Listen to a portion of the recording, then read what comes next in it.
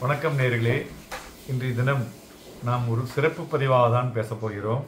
அதாவது இப்பொழுது ட்ரம்ப் பார்த்திங்கனாக்க நிறைய அந்த ரெசிப்ரோக்கல் டேரிஃபில் எந்தெந்த துறைகள் நமக்கு சாதகமாக இருக்கிறது, எதெல்லாம் பாதகமாக இருக்குது, அதுபோல் அமெரிக்காவுக்கு எதெல்லாம் பாதகம் என்பதை பற்றி தான் பேச போகிறோம்.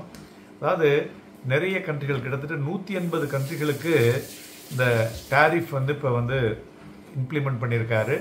10% 49%. இந்தியாவை பொறுத்தவரையிலையும் பார்த்தோம்னா நம்மளோட வெயிட்டட் ஆவரேஜ் டேரிஃப் பார்க்கும்பொழுது 7.7% இந்தியா. ஸோ இந்த யூஎஸ் கால்குலேஷனில் பார்க்கும்பொழுது நம்மளுடைய ட்ரேட் டெபிசிட்டில் பார்க்கும்பொழுது 52%ங்க. அதனால் ரெசிப்ரோக்கல் டேரிஃப் பார்க்கும்பொழுது 27% இருக்கிறது. இதில் இந்தியன் எக்கானமியில் இது எப்படி இம்பேக்ட் பார்த்தீங்கன்னாக்கா இது ரொம்ப மினிமல் இம்பேக்டாக தான் இருக்கும். நம்மளுடைய எக்ஸ்போர்ட்ஸ் $24 பில்லியன் இன் 2020, இப்பொழுது 46 பில்லியன் 2024 இருக்குங்க. மேலும் நம்மளோட டோட்டல் எக்ஸ்போர்ட்ஸ் யூஎஸை பொறுத்தவரையிலும் பார்த்தோம்னா 2% தான் நம்மளுடைய இந்தியாஸ் ஜிடிபியில் இருக்குது. ஸோ அதனால் ரொம்ப நம்ம இதுக்காக பெருசாக கவலைப்பட வேண்டியதில்லை அப்படிங்கிறது தான் ஒரு முக்கிய இன்புட்டு. அதுமாரி இந்த இன்புட்டில் எந்தெந்த இந்தியாவுடைய செக்டார்ஸில் இம்பேக்டில் பார்த்தீங்கன்னாக்கா engineering capital goods $13 billion, textile 12, pharma 10, diamond 7, electronics 7, chemical 5, steel 4, auto components 3, marine 3, solar models 3, தென் அலுமினியம் 1, அதர்ஸ் 32. ஸோ இதுவரையும் இந்த எக்ஸ்போர்ட்டில் பார்க்கும் பொழுது நம்மளுடைய எக்கானமியில் சொன்னோம் இல்லையா, ரொம்ப பெரிய இம்பேக்ட் இருக்காதுன்னு. அதேமாரி துறைகளையும் பற்றி பேசுவோம். அதற்கு முன்னாடி இதனால் யூஎஸ் எக்கானமியில் என்ன மாதிரியான ஒரு இழப்பை அவர்கள் சந்திக்கக்கூடும் என்று பார்த்தோமேயானால், இப்பொழுதே பார்த்தீங்கன்னா WTI க்ரூடு பார்த்தோம்னா 71.48 இருந்தது, இன்றைக்கி 66 ஆகிருக்கு. மேலும் யூஎஸ் டாலர் இண்டெக்ஸ் சொல்லுவோம் இல்லையா, 104 இருந்தது, இன்றைய தினம் 101 ஆகியிருக்கிறது. நாஸ்டாக் இண்டெக்ஸு 17,299 இருந்து 16,500 உள்ளது. மேலும் 2 இயர் ட்ரெஷரி ஈல்டு பார்த்தோம்னா 3.91 இருந்தது, 3.7 ஆயிருக்கு. ஸோ அவங்களுடைய இந்த டேரிஃப்னால எக்ஸ்போர்ட்ஸுக்கு போட்டிருக்கக்கூடிய இந்த திணிப்பினால் பார்த்தீங்கன்னா அவங்களுடைய எக்கானமியில் தான் சரியான ஒரு வீழ்ச்சியை சந்தித்துள்ளது என்று சொல்லலாம். அதனால் இது பெயின் ஃபார் த யூஎஸில் யாருக்கு நமக்கு பார்த்தீங்கன்னாக்க pain for our Indian IT companies.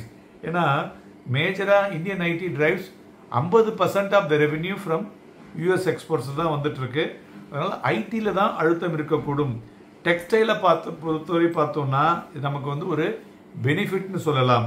It is not a losers. அதனால தான் இன்றைக்கி நிறைய டெக்ஸ்டைல் கம்பெனிஸ்லாம் பாசிட்டிவாக போய் இருக்கிறது. அதுபோல் ஆட்டோமொபைல் அண்ட் ஆட்டோ காம்பனன்ட்ஸை பொறுத்தவரை பார்த்தோம்னா ஒரு நோ அடிஷ்னல் இம்பேக்ட் இருக்காது. ஸோ இந்த ட்ரேட் பேரியர்ஸ்லாம் ஆல்ரெடி அவங்க தாண்டி வந்துட்டாங்க. மெட்டலில் டம்பிங் இருக்கக்கூடும்.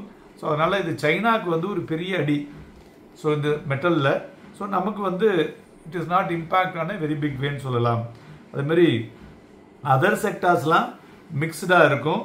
மறுபுறம் நம்மளுடைய ஜுவல்லரி எக்ஸ்போர்ட்ஸ் பார்த்திங்கனாக்க அதில் ஒரு அழுத்தம் இருக்கக்கூடும் என்று எதிர்பார்க்கலாம்.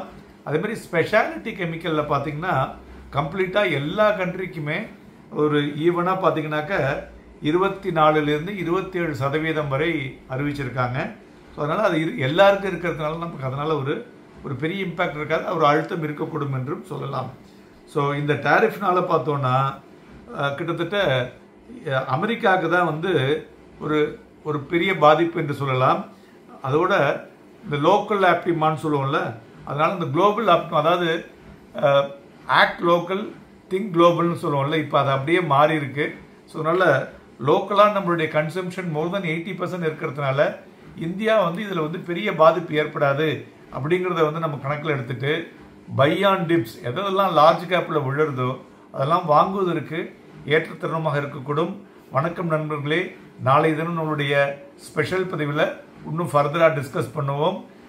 ஞாயிற்றுக்கிழமை அன்று வரும் வாரம் எப்படி இருக்கும் என்பதை பற்றியும் டிஸ்கஸ் பண்ணுவோம். மேலும் நம்ம போன வாரமே சொல்லியிருந்தோம், சிங்கப்பூரில் இருக்கக்கூடிய நம்மளுடைய நேயர்கள் அவர்களுக்கு எமர்ஜிங் கண்ட்ரி இந்தியாவை பற்றி தெரிய வேண்டும் என்றால் எங்களுடன் தொடர்பு கொண்டு நேரடியாக நாம் இதை பற்றி பேசலாம். நன்றி, வணக்கம்.